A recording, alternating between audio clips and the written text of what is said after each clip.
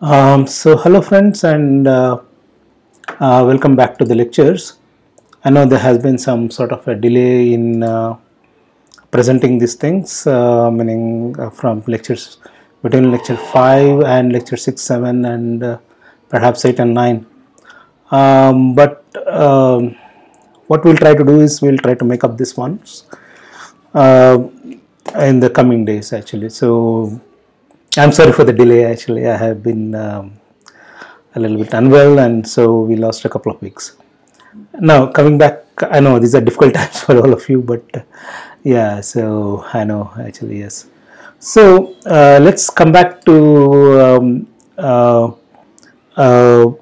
lectures, the lecture 6 of this series, and we'll follow the course structure, essentially what we have done in this, presented in the materials, right? I presented in the materials there is a course structure, and we'll just try to follow that particular course structure. So just to recap what we have been trying to do so far. Um,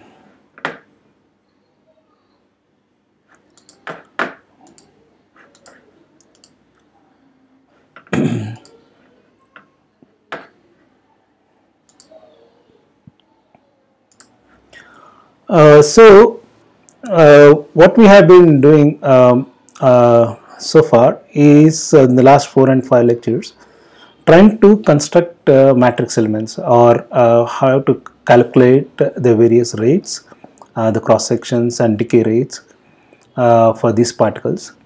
Along the process, we first divided it into two parts, essentially a part which is completely independent of what is the interaction strength and everything. It is just dependent upon what are the energy and masses of these particles. These are the relativistic kinematical part. And then the second part, which comes, which we call as the matrix elements. So the first part is essentially the relativistic kinematics, which we call it as the phase space, which determines what is the amount of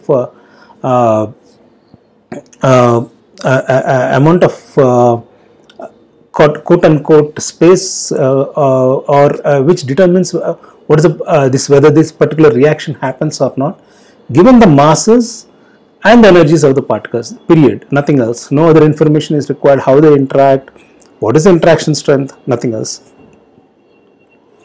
Whereas this part is called the phase space factor, and that is completely determined from relativistic kinematics, and that is given by these delta functions, which we have written in the lecture 4.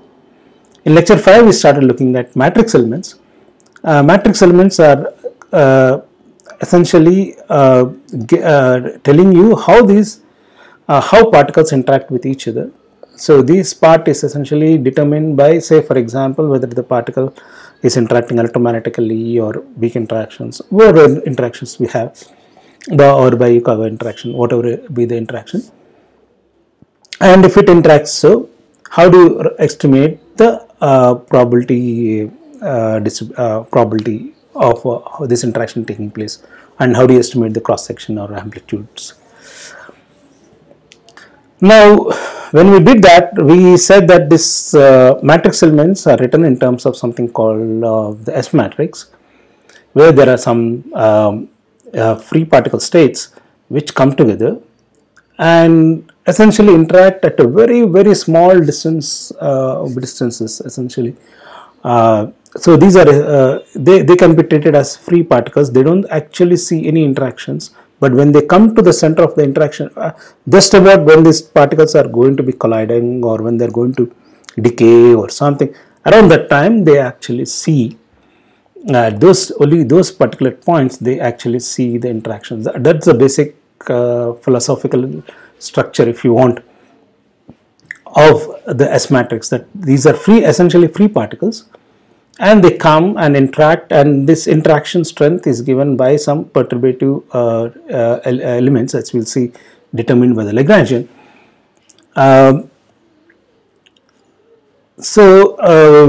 Determined by the Lagrangian, but we'll see each of these elements one by one, determined by the. But before that, we need to see what are these relativistic wave equations for free particles. what are the relativistic wave equations for these free particles, because they determine the in and out states for any interaction. So they determine what are the incoming states, these particles, like in a collider, say for example. So if you have a electron positron or electron collider, the electrons come together as free particles. They come and interact, hit each other. They interact for a brief period of time and give you out, say, muon, anti-muon. So what we need to know is the equation which is determine the free electron first. What is the equation which is because we know that the Schrodinger equation doesn't really work for relativistic cases. So we need to know what are the equations.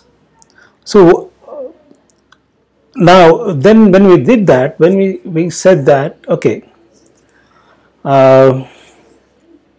in relativistic theories, there is a particular group which is determined by which determines the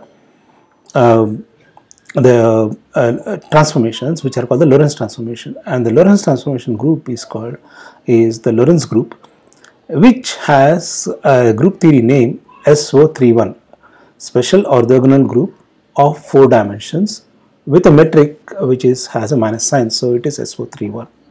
And we said all the particles are roughly treated as representations under this group.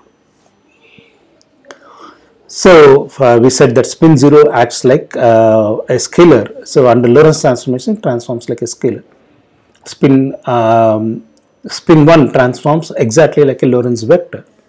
Okay, spin 1 particles transform like a Lorentz vector, and spin 2 particles transform like Lorentz tensors, and so on, so on, so on, so on, so on. So we didn't talk about, we talked about integer spins. We didn't talk about half integer spins, which will be the lecture today actually. So with that picture, we start off with something called the spin 0 particle, which is the scalar particle, which is the Klein-Gordon equation. And we said that the Klein-Gordon equation is invariant under the Klein-Gordon field is invariant under Lorentz transformations, and it has the equation which is given in this particular fashion. Okay, this is the equation of motion for a scalar particle, relativistic equation of motion, which is called the Lorentz Klein-Gordon equation. It has two derivatives, del mu minus m square, and phi, which is a wave function of this particular thing. Del mu, mu upper index and lower index with sums over. This is essentially your box. Okay, it is the derivative with respect to time plus the nabla square, essentially the nabla square. Okay. Now we saw that the equations, the solutions of this equation are nothing but your plane waves, which are essentially e power I kx. Okay, I'm sorry, this is moving pretty fast. It's erasing even before I write. Somewhat like this, e power I kx. So e power it's like plane wave solutions, except that the kx now runs over all the 4 indices of the full space time k mu x mu, and it allows solutions with both positive and negative energy. So what we have seen is that the Klein-Gordon equation allows solutions with both positive and negative energy. To solve this problem, we said that phi, so the positive energy particles carry some particular charge, say it could be some electric charge or so on. So whereas the negative electric charge will carry lepton number or anything, and negative energy particles carry an opposite charge. It could be also say for example, if the positive energy particles carry say -1 electron electric charge, the negative energy particles can carry +1 electric charge. So the probability density, which could be in principle negative, can be now represented in terms of the charge density. In fact, what we can show is that the probability density would be just be equivalent to the number of positive energy particles minus the number of negative energy particles. You can actually show. So the probability density can be reinterpreted in terms of the charge density. This could be any charge. This need not be the local charge, like say for example electric charge. It could be some charge like say baryon number, lepton number, or any other. It could be some sort of a global charge. And so you have the continuity equation, which tells you that the charge density is sort of conserved. But still, the negative energy states have to have some interpretation, and we gave the interpretation. These are just nothing but antiparticles.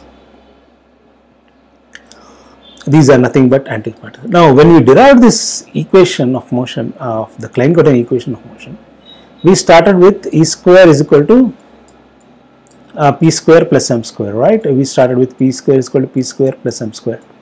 Instead of that, how do we now, instead of E square is equal to P square plus 1, is there any other way such that if we start with some other, so this gives you E is equal to plus minus square root of P square plus M square. Okay. Is it possible that we can derive an equation just by starting with E is equal to plus square root of E square plus, P square plus M square? Somehow can we do something like that? That is a basic picture we had to think about it. And so these are the points which we discussed. And then the other point we discussed was that the phi no longer represents, it's a multi-particle solution, because the moment you introduce particle and antiparticle, it's no longer a single one particle. It doesn't represent one particle. It represents something called a quantum field. The field is nothing, can be thought of as some sort of a bunch of harmonic oscillators corresponding to each momentum mode, and the harmonic and so for a one particle, if you want a momentum, say a pion of a momentum, say particular momentum, so you have to add this phi field act on vacuum, and that gives you some particle of a particular momentum. So pi plus is a pion plus, say for example.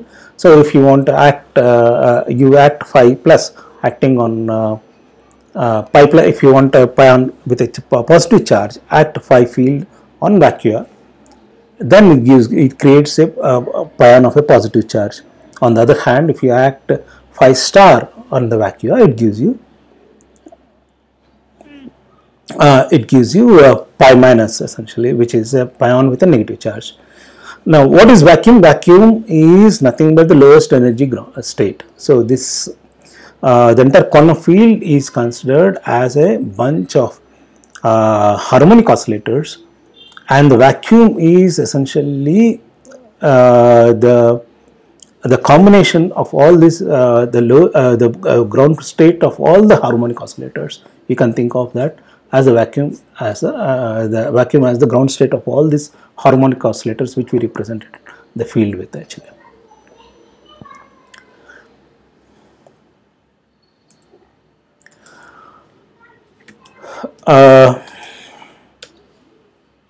So now okay, so this we have seen yesterday so far. Now we said that phi represents equation for spin 0. This is a typo here. This is spin 0. Sorry.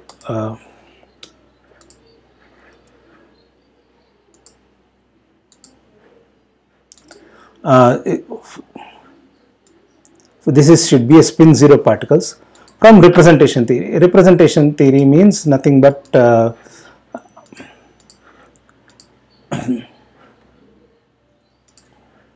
representation theory means that so we started off with this this idea that there is a group, Lorentz group, and the Lorentz group has different representations. Say for example for spin 0 and spin 1 and so on. So in that case we claim that phi, which has no index, which is a scalar field or a scalar function, has represents spin zero particles. Now, how to be sure that they represent spin zero particles actually? One of the ways to be sure that they represent spin zero particles is by something called the non-relativistic reduction.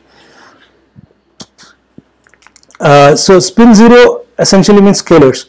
So as of now, we have we have not considered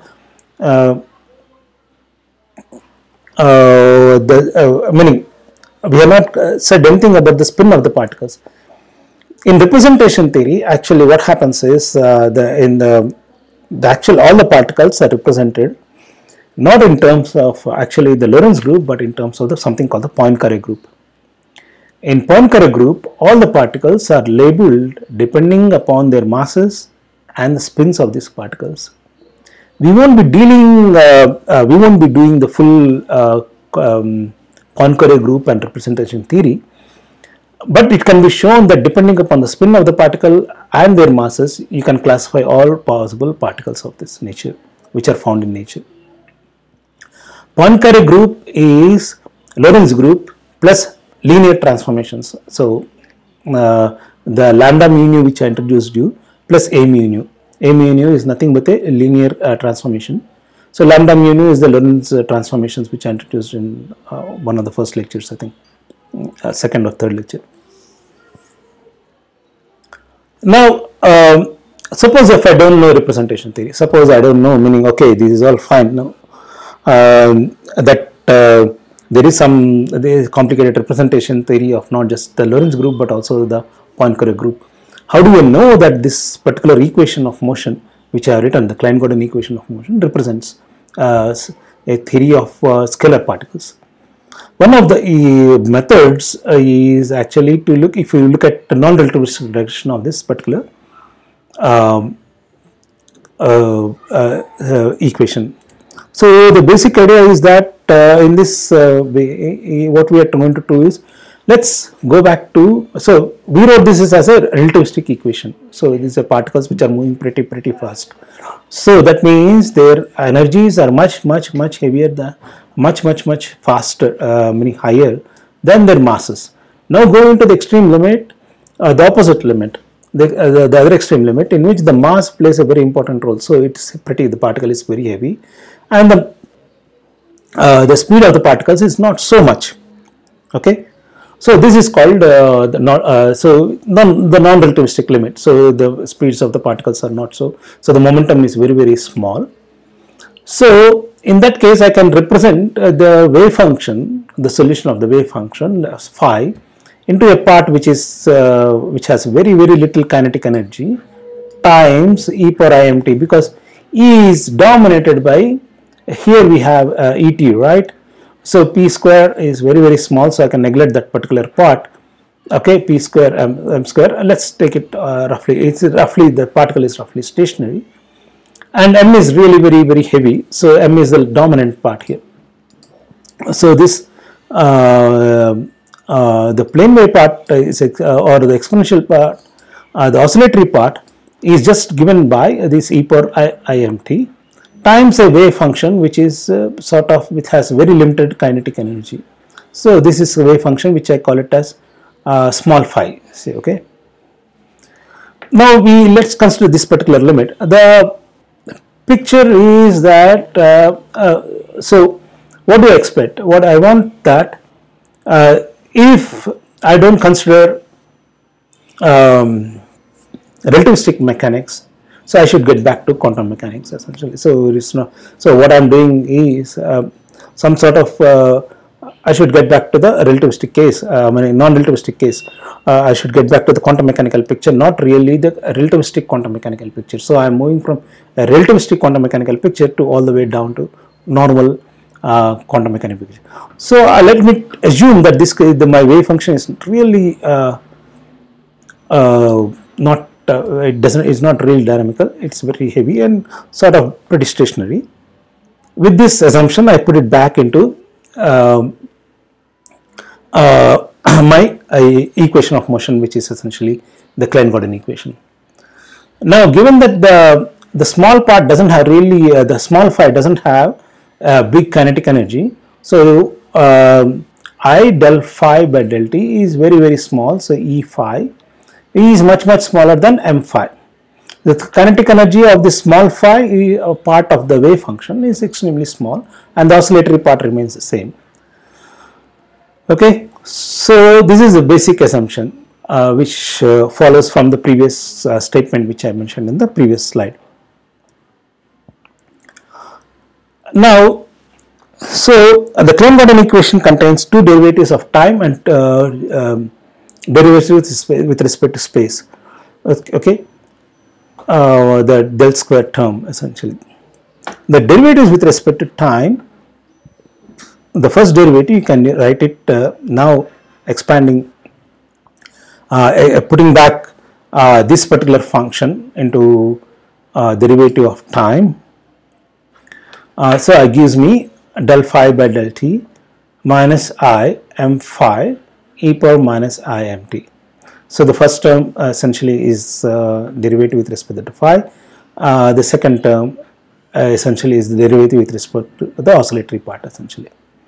Again, by the previous assumption, you see now that this first derivative is roughly nothing but I times m phi e power I m t. So this is essentially the mass term. So whenever there is a mass term, I keep the mass term and neglect the derivative with respect to particular time.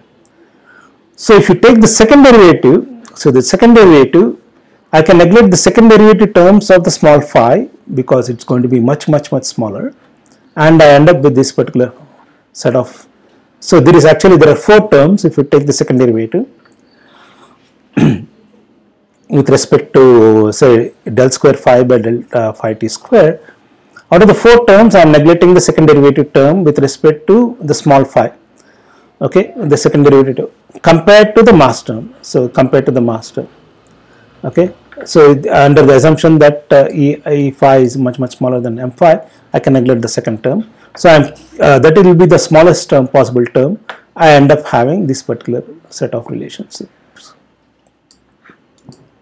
So two terms add up. So of the remaining three terms, two terms add up. One term I neglect. So the two terms add up, and the third term is given by this particular term. Now, when I put back everything together, all these approximations back in the Klein-Gordon equation, I have just putting back in del mu phi minus m square phi square. Del mu phi contains the double derivative with respect to time and the del square. So you put it back and then there is an m square. You end up with I by 2m del square phi is equal to I del phi by del t, which is nothing but the Schrodinger equation. So, in a way, you started with the relativistic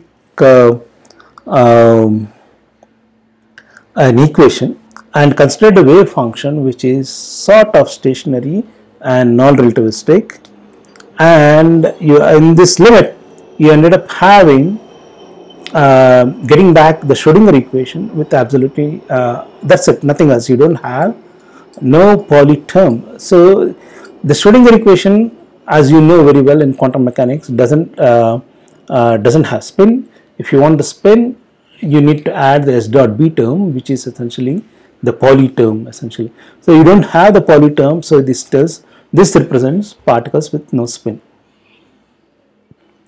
Now this is one way of looking at that the Schrodinger equation, the Klein-Gordon equation represents, without knowing the full representation theory and without going to one way of looking at things, that the Klein-Gordon equation represents particles with zero spin. Okay. Okay, the other way is the one which I said that you actually look at the full representations of the Poincare group and say that okay, these are particles which have. I will briefly touch upon that on the representation theory at some point when I am doing the Dirac equation. So far this is sort of consistent, saying that okay. So if you start with the Klein-Gordon equation and have which we the Klein-Gordon equation, which we claimed that it is represents particles of spin 0, and do a non-relativistic reduction by assuming some sort of a quote unquote a non-relativistic wave function, putting back into the Klein-Gordon equation, you end up having the Schrodinger equation with 0 spin actually, which is consistent, which tells you that which puts everything together, that okay, this seems to be consistent with the assumption we made that the Klein-Gordon equation, or the claim we made that the Schrodinger equation is actually for particles with 0 spin actually. So for all the spin 0 particles, we can use the Klein-Gordon equation as the incoming free particle states. Okay, that's the first step now. So far we have now sort of completely convinced ourselves that this, for spin 0 particles we can use Klein-Gordon equation, and the solutions of the Klein-Gordon equation are the wave functions of these spin 0 particles. So what are the spin 0 particles which we know? Spin 0 particles are like pions, kaons, okay, then the Higgs boson in the Standard Model. So these are the main scalar particles which we know. There are several mesons which are also scalars. Okay, these are the main particles which we know, where we can actually use the Klein-Gordon equation to study their interactions. So, for example, if you want to study an interaction in which two pions come together, or a pion decays into two photons or something, the incoming state of these pions or the Higgs bosons. Okay, so if you have two Higgs bosons coming together and producing something, I don't know. Okay, and in such a case, so what we would need is we can use the Klein-Gordon equation and its solutions to describe those incoming states to compute the matrix elements. Now, so far we didn't talk about anything about spin half particles. So most of the most important particles which we know in nature are mostly spin half. Okay, they are not spin 0, like for example the electrons, the muons, or the taus, or the protons, neutrons. All the particles which we deal daily actually, so all the, say for example neutrons and protons and say electrons, all of them are spin half particles. And the question is, say if you want to study say electron and proton at relativistic energies, so if you want to study electron positron collisions, say for example, or electron on proton on proton collisions, or any of these things, we would need to know what are the relativistic wave equation for a spin half particle. Now the spin half particle is slightly different, and it came through a different route actually. Okay, now what is the relativistic wave equation for a spin half particle? The relativistic wave equation for a spin half particle is something called the Dirac equation.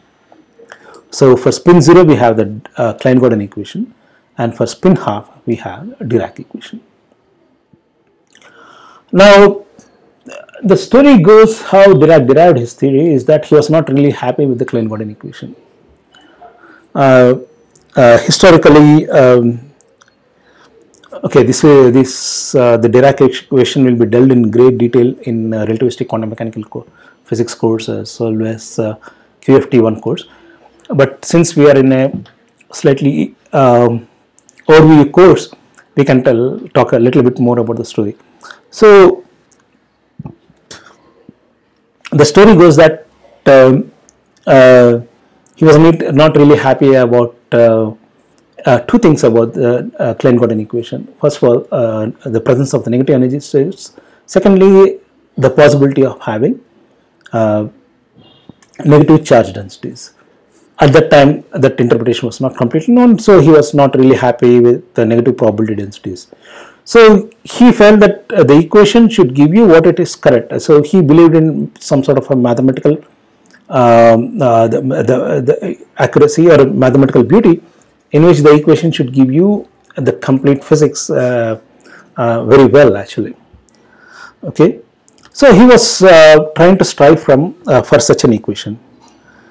So he traced the problem according to him that, so he traced the problem because the Klein-Gordon equation was started with E square is equal to P square plus M square. Now I can do one thing. I can start with E is equal to plus square root of P square plus M square. Now P would be now an operator under a square root.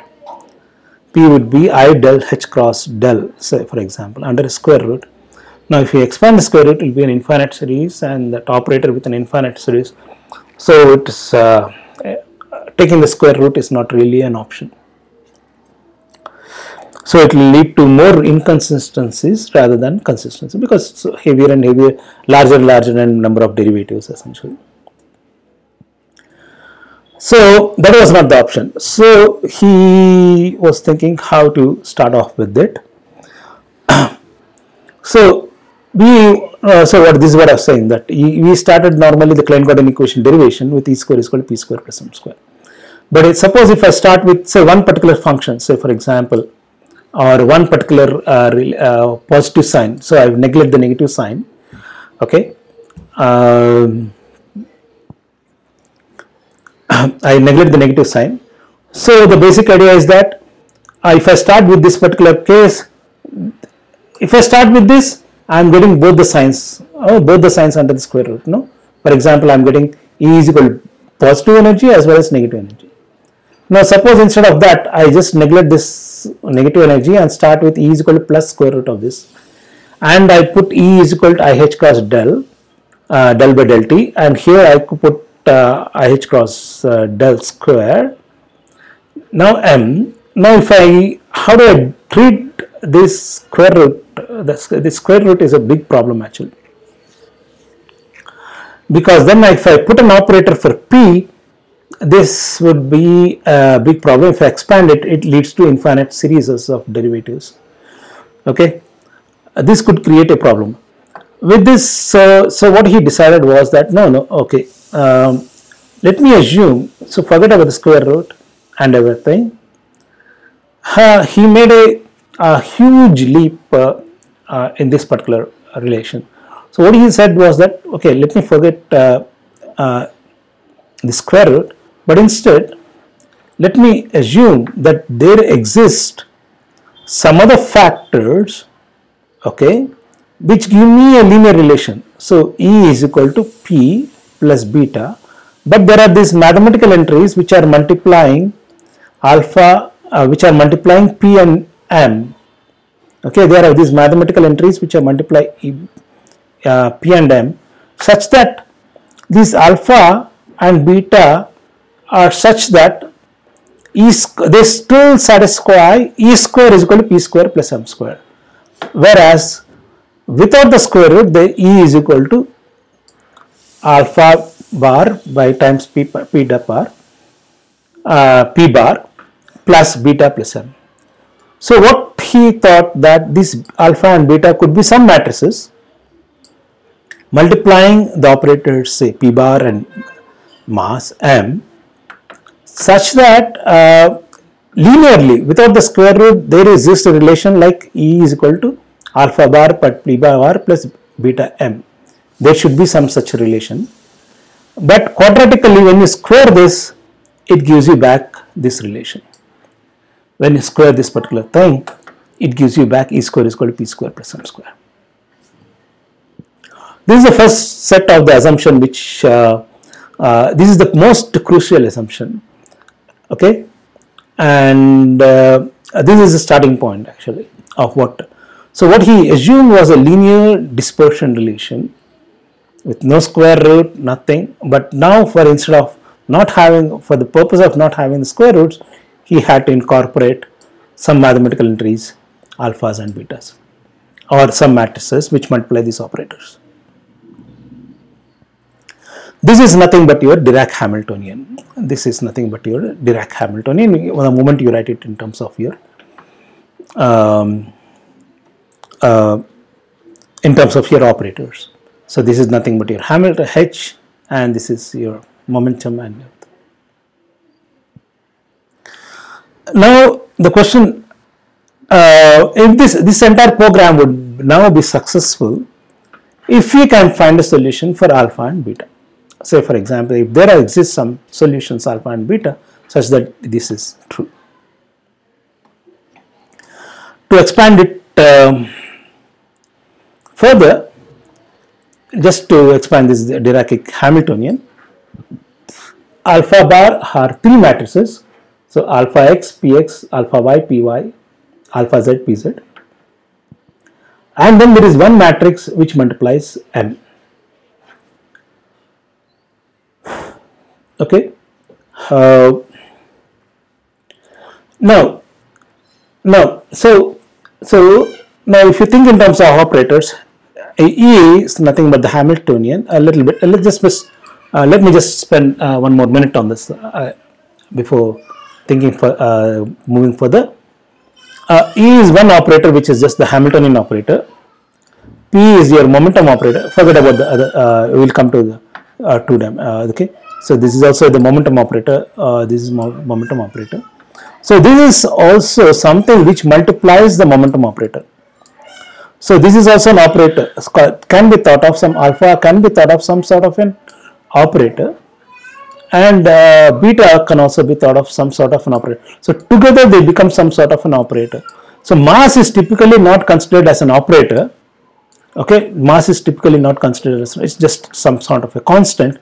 But now it will be sort of this alpha and beta together will look like some sort of an operators. Now normally the wave functions are defined in the say for example either in the momentum space, okay, of say p's, or in the momentum space, say for example in the space of the momentum operator. Okay, but now you have this alpha sitting here, so the wave functions will be defined in the space of these alphas and betas. Okay, in the space, in the Hilbert space of these alphas and betas. This is one crucial thing, and this Hilbert space of alpha and betas are not the Hilbert space of the Lorentz matrices, okay, or not the momentum spaces of P and or the momentum space. So the Hilbert spaces of alpha and beta, or we'll see, are different. Okay, you have to, okay, this is an important point, that the Hilbert spaces of the alpha and beta are different. They are not the same as the Hilbert spaces of the momentum space, okay, or the Lorentz space, and Lorentz space meaning the mu and everything which we have seen earlier. And they are 4 in number. So the dimension of this alpha and beta will also determine the dimension of the Hilbert space, which we'll be talking about, and subsequent for that dimension there will be momentum space for in that particular dimension. Okay, it looks slightly complicated, but it's not very complicated. At the moment, you just imagine them as some matrices now. So the matrices multiplying px, py, and pz and beta. Okay. Now, what are the conditions on these matrices? The conditions on these matrices are, okay, you should get back, now take this one, this expression, and take the square of it. So because E square should be equivalent to P square plus M square. So you can take the square of it. If you take the square of it, you'll end up with the following condition, because you should get back this particular expression. This is the correct expression, and you should get back this particular expression. So when you take the square of it, you have terms which are alpha square, alpha y square, alpha x square, alpha y square, alpha z square, then beta square. So those terms should remain. So that gives you the condition, and such that alpha x square, alpha y square, alpha z square, each of them should be equivalent to 1, because you need p square. So which is nothing but px square plus p pi square plus pz square. Okay. So that means the alpha square is equal to 1, alpha y square is equal to 1, alpha z square is equal to 1, and beta square should be equal to 1. So that gives you the condition alpha I square is equal to 1 and beta I square is equal to 1. And the second condition is, if you take the square again, square whole square, all the cross terms, say for example alpha x, alpha y, alpha z, alpha y, alpha z, alpha x, alpha z, and also the cross term with alpha x, alpha beta, alpha y beta, alpha z beta, and okay, all these particular cross terms, because these are matrices, so you have to consider the alpha, meaning alpha times alpha, they need not commute with each other. Alpha x, alpha y need not commute with alpha y, alpha x. Okay, so the sum of this alpha x, alpha y plus alpha y, alpha x plus alpha y, alpha z plus alpha z, alpha y, again alpha x beta plus beta alpha x, so on. So each of these individual contributions should just be equivalent to 0. So that gives you the conditions. These are the two conditions which you have, which is alpha I beta, okay, I is equal to x y z plus beta alpha I should go to 0. Then there is alpha x, alpha y plus alpha y, alpha x should go to 2 delta ij. Delta ij is the Kronecker delta. When I is equal to j, it is equivalent to 1, and I not equal to j, it is equal to 0. So that means you have alpha x, alpha y plus alpha y, alpha z is equal to 0, otherwise it is equivalent to 2. Then, so this is a question of this conditions on these matrices.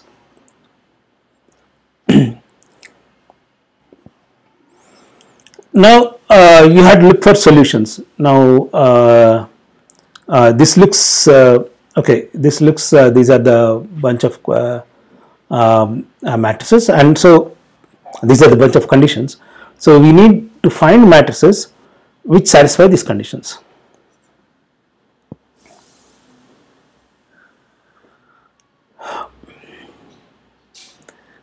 If these conditions are met, okay, suppose that there are these matrices, we'll come to in a second.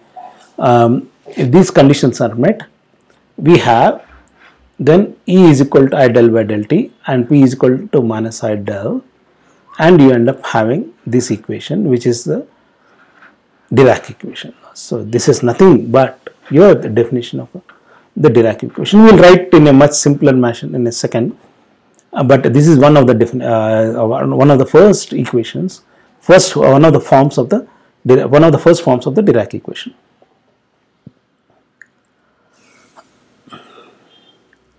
Now note that this is a linear relation. So this is energy is equal to P plus M. So it goes linearly with respect to the momentum.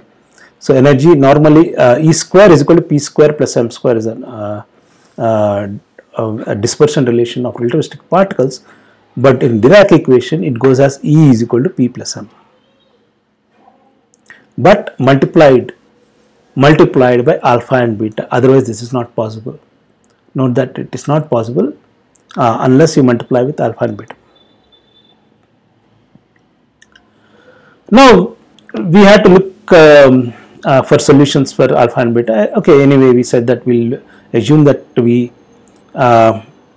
matrices. Now alpha and beta sit in the Hamiltonian.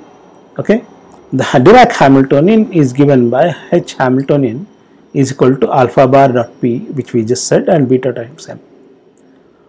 Okay, so that means that alpha and beta, because the Hamiltonian is Hermitian, alpha and beta should also be Hermitian.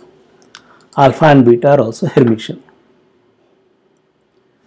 Okay, now in addition to these conditions which I have written here, 1, 2, 3, I have the condition that alpha and beta are also condition, meaning Hermitian. So alpha and beta are Hermitian, that means alpha dagger is equal to alpha, so that means they are real, so their eigenvalues are real. their eigenvalues are real and the square should be equivalent to 1. Okay, so their square should be equivalent to 1. They are Hermitian. So putting all these things, it will mean that alpha and beta could have eigenvalues which are nothing but plus minus equivalent to 1. Okay, so alpha dagger I is equal to alpha I, beta dagger is equal to beta. So their eigenvalues are real. So alpha square is equal to 1 and beta square is equal to 1. So the eigenvalues are nothing but plus or minus 1. Okay, this is clear, right? So now what I have is that since their eigenvalues are equivalent to 1, now I can also look at other properties starting from the set of equations I have written. So now we are coming closer and closer. Now their eigenvalues are real. It turns out they are also traceless. Now this is so given that alpha I beta plus beta alpha I is equal to 0. So this such a relation is called anti-commutation relation, which is nothing but the opposite of a commutation relation. So if you have a minus sign, you have a commutation relation. If you have a plus sign of these matrices, you have anti-commutation, which is given in terms of these curly brackets, which I'll introduce, okay, in a second. Also, given that they are anti-commuting, okay, so you can re-express this alpha I on the left hand side. You can take it out here, and this is equivalent to minus beta alpha I beta. Now apply trace on both sides. If you apply trace on both sides, you can show that this is trace of alpha I, okay, is equivalent to minus trace of alpha I. Okay, if you apply both sides, what happens is you can, because beta square is equal to 1, you can always move this back essentially, okay, and then you end up having a relation saying that trace of alpha I is equivalent to minus trace of alpha I, okay, which gives you there is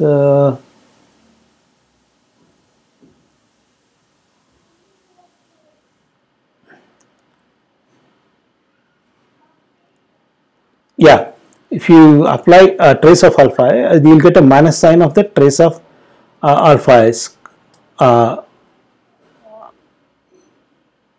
There is minus beta I, alpha I, okay, beta, okay, if you apply both sides alpha I, you get trace of alpha I should be equivalent to, because the traces will not go this way, okay, yeah. So you end up having with the traces don't just multiply each other, so you have to be careful when you are doing this. So when you do that, you end up having trace of alpha I is equivalent to minus trace of alpha I, and so that means that alpha I should be traceless. So alpha is Hermitian, traceless matrix. That means the trace means you can write the matrix in terms of its eigenvalues. Trace means in terms of its the diagonal elements. The sum of the diagonal elements should go to 0. So if you re-express it in terms of, in a basis in which you express everything in terms of eigenvalues, the sum of the eigenvalues should go to 0.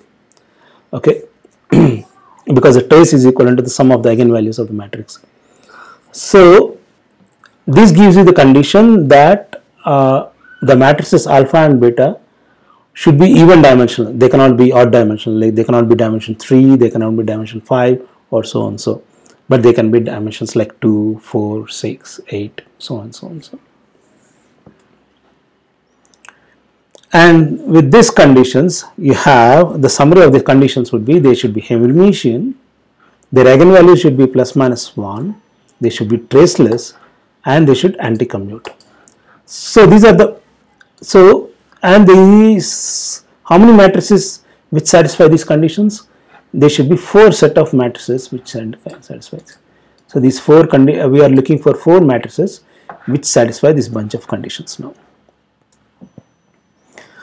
It turns out you can actually do this exercise now. Let's try to if you try to do this exercise, if you just start with dimension 2, so n is equal to 2. So if you ask this condition, so put this condition that a dagger is equal to a, it should be traceless and they should anticommute.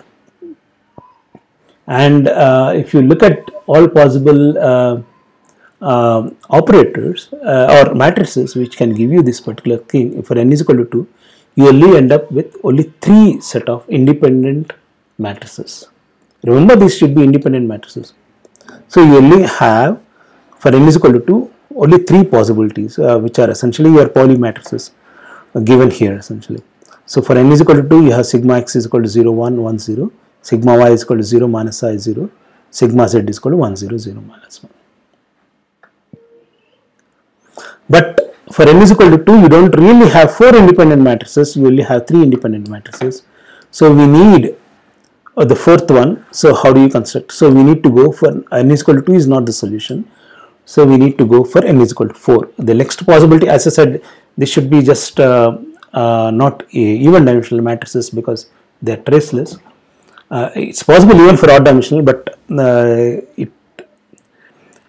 from all the considerations you have, that they should be, because the eigenvalues are always plus and minus 1. They cannot be, say, 2 minus 1 minus 1, such a thing. Okay, if there's 2 minus 1 minus 1 sort of thing, then you can have 3-dimensional matrices, but that's not the point, because you can only have eigenvalues which are all plus and minus 1, so they should be only even dimensional.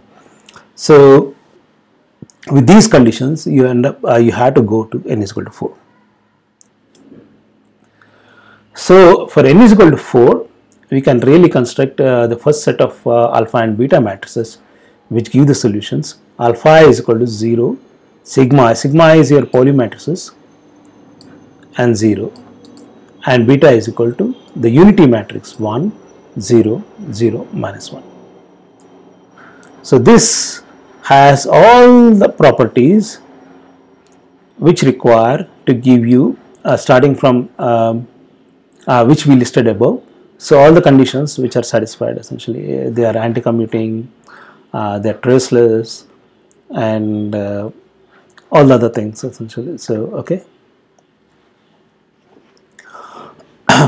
So the minimum dimension of alpha and beta which satisfy the Dirac dispersion relation E is equal to alpha times P plus beta times M is 4-dimensional. That means if you write it in terms of the operator basis, the minimum dimension of the wave function which you can satisfy, okay, would be 4-dimensional. Okay, would be 4-dimensional. Okay, so alpha and beta are 4x4 matrices, and the Dirac equation is I del slash by del t alpha bar dot p. So alpha essentially is that 0 sigma I sigma 0 times pi.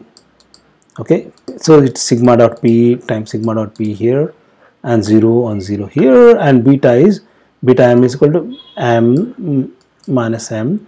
These are 2x2 matrices, so you can write it down. So it's a full 4x4 matrix here and a full 4x4 matrices. And what about the wave functions? The wave functions are 1, 2, 3, 4, like here. Oh, there is a minus sign missing here.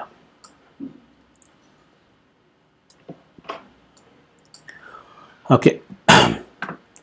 So the wave functions would be at least 4-dimensional.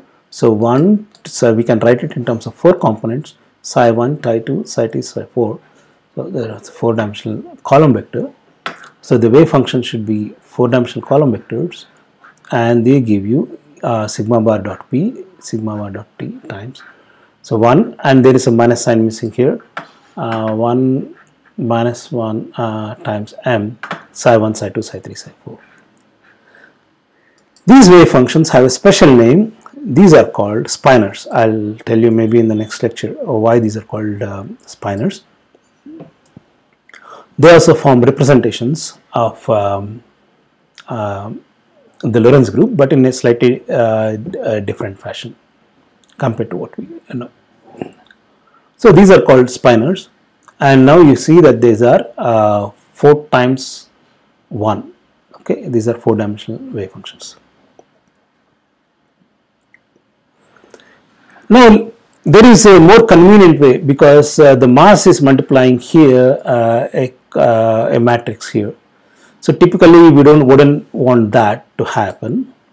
So you can multiply throughout with beta. Okay, you can multiply beta, beta, beta, beta. Okay, throughout with beta, and rewrite this entire matrix. Okay, so if you multiply with beta all through, beta square is equal to 1, so mass remains mass. And then you have beta times I del slash by del t, beta times alpha times p, and m remains m. So that notation is called the gamma notation. These are the famous gamma matrices of the Dirac equation, where gamma 0 is beta and gamma I is beta times alpha I. And then the Dirac equation obtains an extremely simple form, I del slash, I'll tell you what this slash is in a second, minus m psi is equal to 0. This is the famous Dirac equation which you see everywhere actually. Okay, so this is extremely simple. Now this simple equation has such a complicated structure we wouldn't know actually. Okay, but it is most simply represented by this particular fashion, in this particular fashion actually, and it looks so beautiful in this particular way actually. Yeah.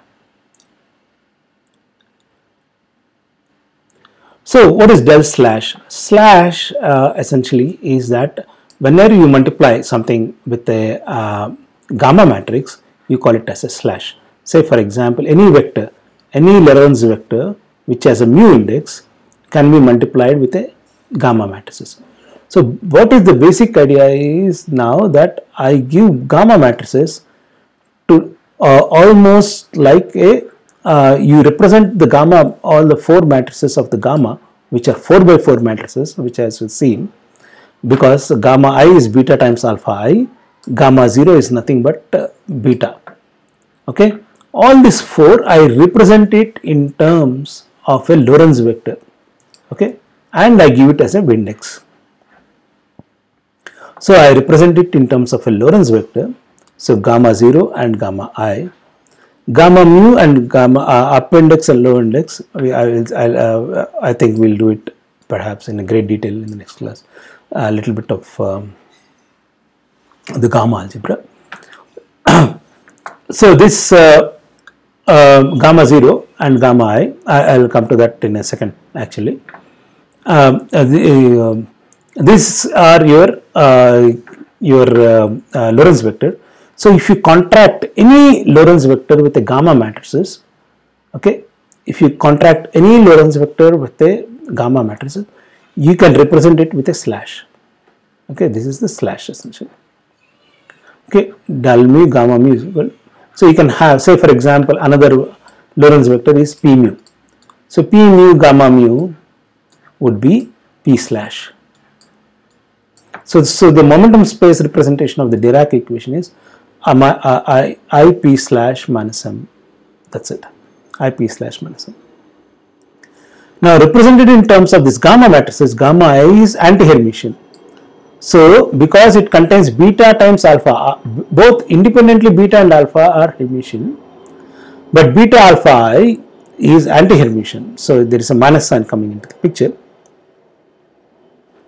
because beta and alpha anti-commute. Because of the dagger, you have beta alpha whole dagger is equal to minus alpha beta alpha. Okay, because it's plus beta. Okay, beta alpha is equal to dagger is equal to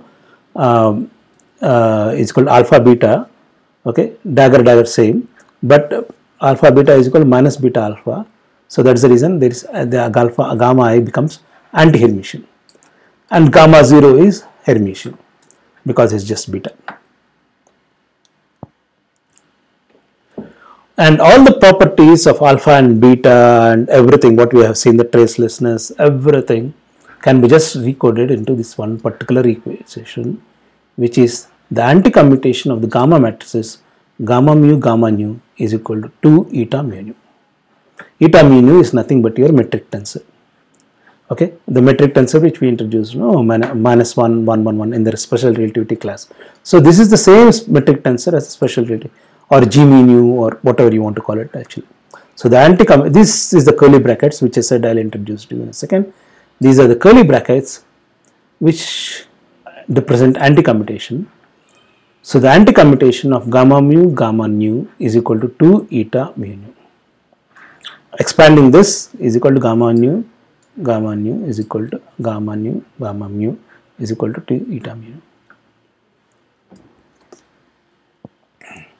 So the one representation of the gamma matrices is gamma 0 is equal to 1, which is nothing but your beta. Okay, gamma 0 is 1, 2 by 2 matrices, a unit 2 by 2 matrix. This is a 4 by 4 matrices, remember, and another block 2 by 2 matrices with minus sign. And gamma I is sigma I minus sigma I, where sigma I are the 2 by 2 Pauli matrices. Okay, these are your 2 by 2 Pauli matrices. So with this, we have again the simple form of this Dirac equation. Now, we can spend a lot more time on the gamma algebra, but I want to give already some flavor of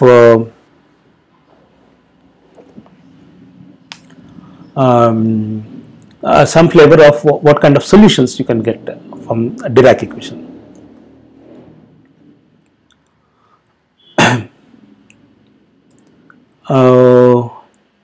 So what are the kind of solutions you should get from the Dirac equation? That's the basic idea. Now let's make that okay. So far this is clear, right? The gamma matrices and the definition, and you know that there should be 4 kinds of wave functions. The wave function is 4-dimensional. Now let's look at the simplistic case, a very simple case that it is independent of space. Say for example, let's just consider this simple solution. I think if I am not wrong, this solution is also, I think this is present also in Griffiths, but this is also present in Griffiths, also in Bjork. So this is the solution in which I just take to be independent of space. The wave function is del psi del x, del psi del y, del psi z z is equal to 0. Just to see how these solutions are. So you end up with the I gamma 0 del psi by del t minus m psi is equal to 0. Now the psi contains 4 by 4, psi 1, psi 2, psi 3, psi 4, and let me call this psi 1, psi 2 as psi a and psi 3, psi 4 as psi b. So each of them is a 2-component spinor. So this is something called a 2-component spinor. It has 2 components, both of them are complex. Actually this psi 1 and psi 2 are complex. 2 complex numbers together. Okay. This 2-component spinor. So let me write the solutions in terms of psi a and psi b. So we have this equation beta is equal to 1 0 or gamma 0 is equal to 1 0 0 minus 1 I del psi by del psi a by del t, I del psi t by del t is equal to minus 1 I m psi a psi b. So 2-component part. This gives me 2 equations which are sort of decoupled. So they completely decouple. So 2 first order differential equations, partial differential equation I del psi by del t minus e power I. Okay, psi b also has its own solutions. But there is a difference between psi a and psi b. Psi b contains an extra minus sign. So psi a has positive energy solutions and psi b has negative energy solutions. Okay. So this entire idea we started off, okay, or Dirac started off, what was by hoping that somehow by taking E is equal to some alpha times P and beta times M, okay, where alpha and beta are positive energy solutions, some matrices, alpha and beta are some solution. So the entire process was started off by thinking that, okay, by taking E is to be positive, okay, I can somehow get rid of the negative energy solutions, but they don't go away. They don't really go away. So the negative energy solutions remain inherent even if I take alpha and beta to not equal meaning, okay. Even if I start with that particular assumption of E is equal to alpha times P and beta times M and consistently do my equations, I end up having both positive and negative energy solutions. So this led to the belief that the negative energy solutions are inherent to any relativistic theory. Okay, they are there. Okay, they are always there, and they are inherent to relativistic theories. So that means that these are real, these are physical, they should be physical. So you need to have to interpret them as some other states. So they can be reinterpreted. I think we had seen it when we did this Klein-Gordon equation, solutions of the Klein. They are reinterpreted in terms of antiparticle solutions. Okay. So even though Dirac wanted to get rid of these negative energy solutions, they don't go away if you do the theory consistently, because as I'll show you in the next class, that what happens is each of this psi 1, psi 2, psi 3, psi 4 satisfies the Klein-Gordon equation. Okay, each of these psi's satisfies the Klein-Gordon equation because the square of the Dirac equation is nothing but the Klein-Gordon equation. One can show that. So the negative energy solutions do not disappear, but they just appear back. Essentially, they are always there. They didn't go anywhere. So in any relativistic theory, in whatever form you write the dispersion relationship, okay, you end up having negative energy solutions. Except that in this case, these psi A, psi 1, psi 2 and psi B, psi 3, psi 4, these represent spin half states. Okay, so this represents, like, the spin half states in quantum mechanics. You remember that the spin half state has a quantum mechanics. You represent everything in terms of two component vectors, which are either 0, 1 or 1, 0, maybe with a normalization factor. Okay, so this psi A looks exactly like that, and psi B also looks very much similar to that. So each of them correspond to a spin half particle. Okay, these are spin half states, and psi 1 would correspond to 0, 1 or 1, 0, and psi B would correspond to 0, 1 or 1, 0, and one would be corresponding to a negative energy state, and another would constant. So we end up having these four solutions given in this particular form. Psi 1 is equal to e power IMT 1, 0, 0, 0. Psi 2 is equal to e power minus IMT 0, 1, 0, 0. Psi 3 is equal to 0, 1, 0, 0, 1, 0, 0, 0, 0, 1. So these are your four solutions of the Dirac equation. Okay, so exactly like in Klein-Gordon equation, except with the complication of the spin half, you have both positive and multi-particle solutions. Okay, both positive. The Dirac equation represents now 4 particles. Okay, which corresponds to negative energies as well as positive energies, and spin up and spin down states. So these are 4 particle states essentially. So this is again the summary which I said to you. There are two kinds of solutions even now. The negative energy solutions don't really go away. Okay. There are positive energy solutions which are spin up, spin down, and negative energy solutions with spin up, spin down. So the four solutions of the Dirac equation are particles, so electron up and spin up, electron spin down, anti-electron spin up, anti-electron spin down. Now we can consider several examples. So what are the examples which represent spin half particles? Say for example electron. So this is an electron with spin up state, electron with a spin down state, positron with a spin up state, antipositron with a spin down state,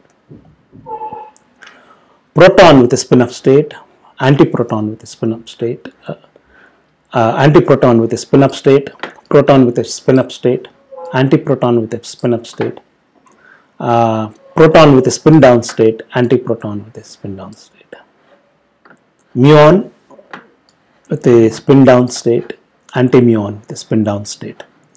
So these are all possible, four possible. So every time you write, say for example, electron coming together, you need to mention whether it is a spin up or spin down.